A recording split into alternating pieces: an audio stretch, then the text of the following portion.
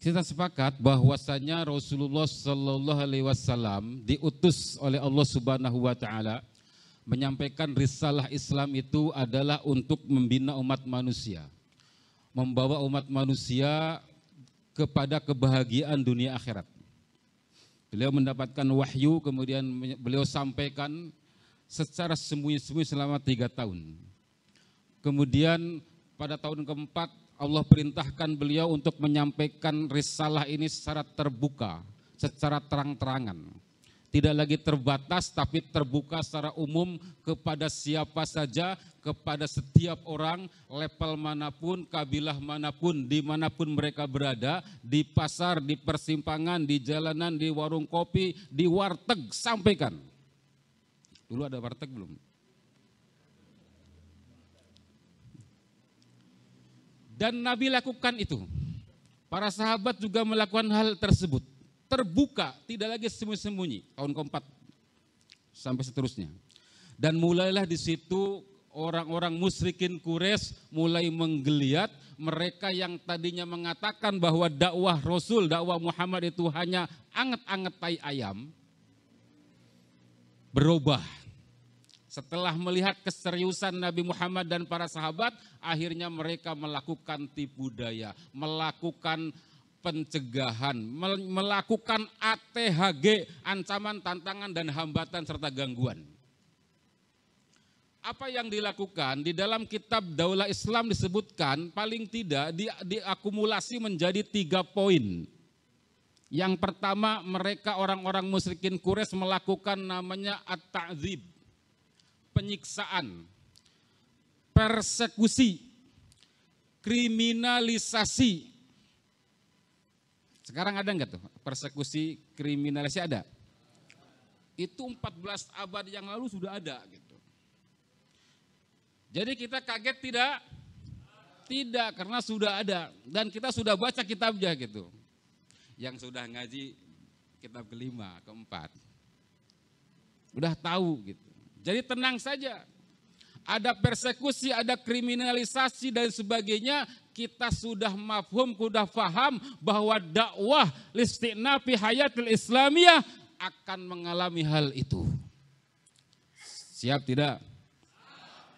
Tapi kalau enggak kena, alhamdulillah. Jangan berharap.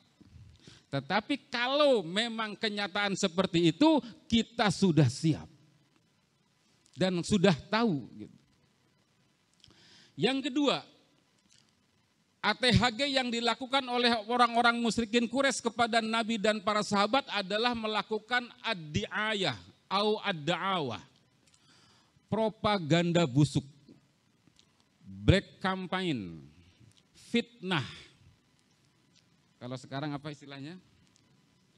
Stigma negatif atau stigmatisasi.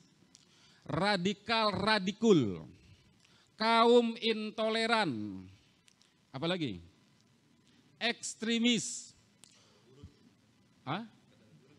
kadrun, kesebut juga tuh kadrun,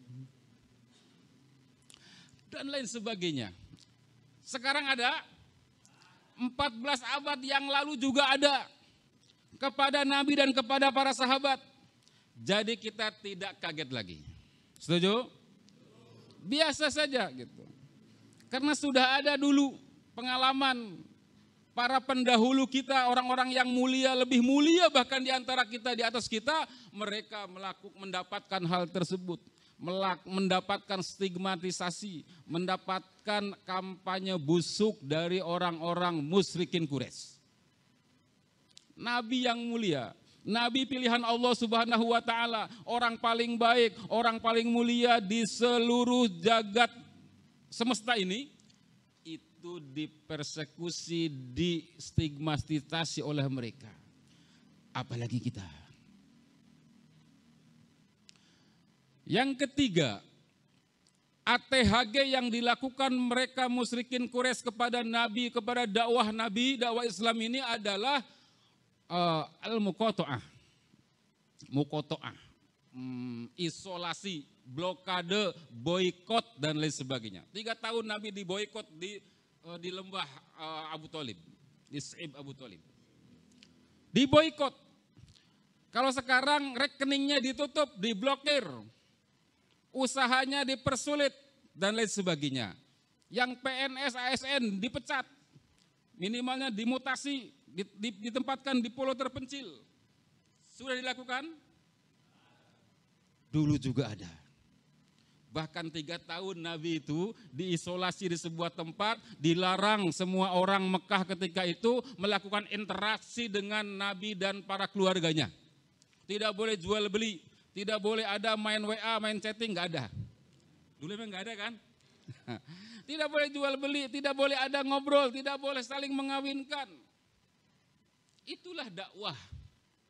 Jadi kalau kita memilih dakwah ini, memilih jalan ini, insya Allah itu rada-rada akan kena kepada kita. Gitu. Rada-rada, kan tidak semuanya kan. Nah itulah jati diri kita. Sebelum antum menyesal, kalau tidak siap mengalami hal tersebut, segera balik.